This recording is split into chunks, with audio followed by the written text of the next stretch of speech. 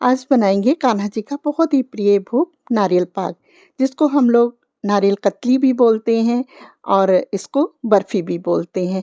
चलिए सबसे पहले हम लेंगे यहाँ पर 200 ग्राम हमने लिया है नारियल। अब इसको हम छील लेंगे, छीलने के बाद टुकड़ों में काट लेंगे और उसके बाद इसको हम ग्राइंड कर लेंगे। आप चाहें तो इससे कद्दूकस भी कर सकते हैं, लेकिन जब इस तरह से बनाते हैं तो बहुत ही सॉफ्ट बर्फ़ी बनती है। तो देखिए यहाँ पर हमने इसको पीस लिया है, इस तरह से बस पाउडर तैयार कर लेना है। जैसे हम लोग मार्केट से लाते हैं डेसिकेटेड कोकोनट, बस उसी तरह से हमें तैयार कर लेना है। अब इसको हम निकाल लेते हैं।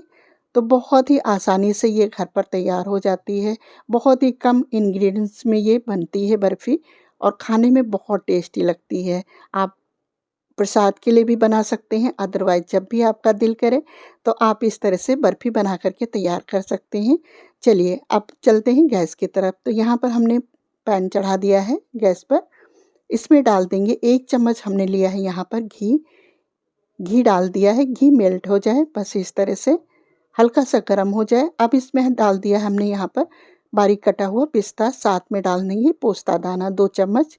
इन सबको डाल करके बस हल्का सा क्रैकल करेंगे, चटकने लगे, बस इतना ही हमें भून लेना है। आपके पास जो भी ड्राई फ्रूट हैं वो आप यहाँ पर डाल सकते हैं अगर डालना चाहें।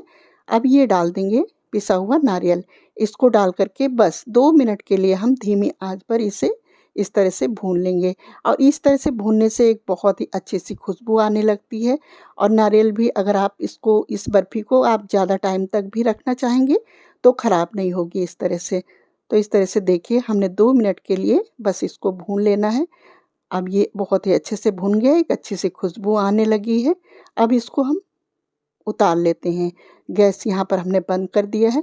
अब इसको निकाल लेंगे एक प्लेट में। बस इस तरह से प्लेट में निकाल करके रख देते हैं। अब चलिए चाशनी तैयार कर लेते हैं। चाशनी के लिए हमने पैन चढ़ा दिया है और इसमें डाल दिया है, यहाँ पर हमने लिया है 200 ग्राम चीनी, यानी 200 ग्राम नारियल है तो 200 ग्राम हम चीनी लेंगे और आधा कप इसमें हम डाल देंगे पानी।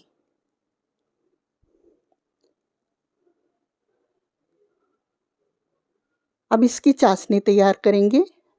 बस इसको चलाते हुए चीनी अच्छे से मेल्ट हो जाए इस तरह से। गैस की फ्लेम हम यहाँ पर मीडियम रखेंगे। मीडियम फ्लेम पर हम कंटिन्यू चलाते हुए चाशनी तैयार करेंगे। एक तार की चाशनी हो जाए बस इतना हमें बना लेना है। 2 से 3 मिनट लग जाएंगे इसमें, बस 3 से 4 उबाल आने तक हमें एक तार की चाशनी तैयार कर लेना है। साथ में हमने डाल दिया है यहाँ पर थोड़ा सा इलायची पाउडर, ये डाल करके मिला देंगे। अगर आपके पास है तो आप यहाँ पर केसर वगैरह भी डाल सकते हैं।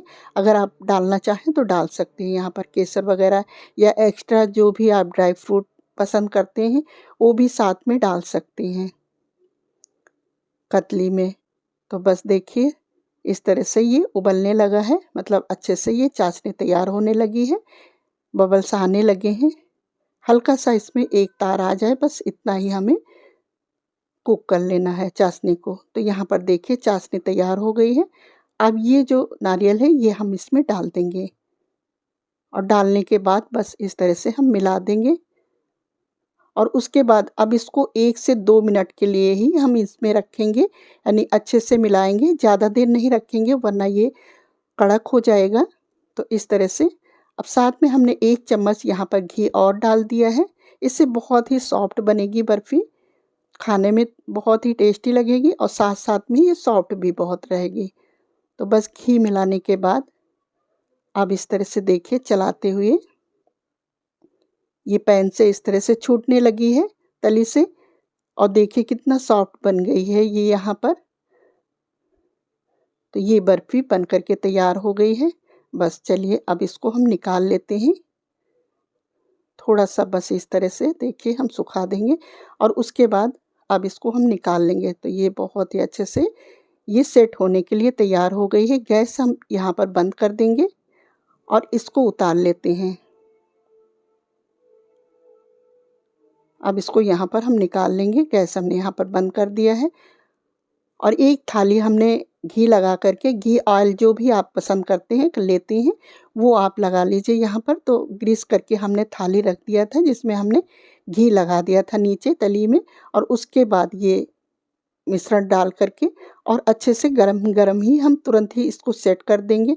ऊपर से हमने थोड़ा सा पिस्ता और डाल दिया, आप चाहें तो डाल दें, अदरवाइज़ अंदर तो हमने डाल ही दिया है। बस इस तरह से ये देखिए थोड़ी देर में 5 से 10 मिनट में ये अच्छे से सेट हो जाती है। और गरम ही गरम हम इसको काट लेंगे, मतलब ठंडा नहीं होने देंगे। ठंडा ये हो गई तो ये काटने में नहीं आएगी, बिखरने लगेगी। तो इस तरह से हमें थोड़ा-सा गुनगुनी ही रहेगी तभी ये हमको काट लेना है। तो देखिए इस तरह से हमने पीसेस में काट लिया है। अब आप जैसे पीसेस चाहें उस तरह से आप इसको काट सकते हैं। तो देखिए हमने इस तरह से काट लिया है। तो देखिए पीस उठा रहे हैं तो देखिए कितने अच्छे से ये पीस निकल कर के आ रहा है। मतलब ये बहुत ही अच्छे से ये बर्फ़ी बन कर के तैयार हो गई है। इसी तरह से बाकी के पीसेस भी आप निकाल सकते हैं। बस ये सबसे अच्छा रहता है बर्फ़ी बनने का कि इस तरह से पीसेस में निकल आते हैं तो ये बहुत ही अच्छे से सेट हो गई है। तो देखिए बहुत ही अच्छे से ये बर्फ़ी बन कर के तैयार हो गई, सारे पीसेस में निकल रहे हैं इस तरह से। अब आप इसको बना कर के 10 से 15 दिन तक आप इसको स्टोर भी कर सकते हैं, बिल्कुल ख़राब नहीं होगी। और आप जन्माष्टमी पर भी इसको बनाइए, अपनी फैमिली के साथ एंजॉय करिए। देखिए कितनी टेस्टी बनी हुई है और बनाना बहुत ही आसान है। आप इसको त्योहार पर मतलब फेस्टिवल पर भी बना सकते हैं, अदरवाइज़ जब भी आपका दिल करे, जब भी कुछ मीठा खाने का मन हो, तो कितनी ये झटपट बन कर के तैयार हो जाती है, तब भी आप इसको बना कर के खा सकते हैं, फैमिली के साथ एंजॉय करिए। आई होप कि आपको आज की रेसिपी पसंद आई हो, तो वीडियो को लाइक, चैनल को सब्सक्राइब करना बिल्कुल मत भूलिएगा। मिलते हैं इसी तरह से नेक्स्ट रेसिपी के साथ। Thanks for watching.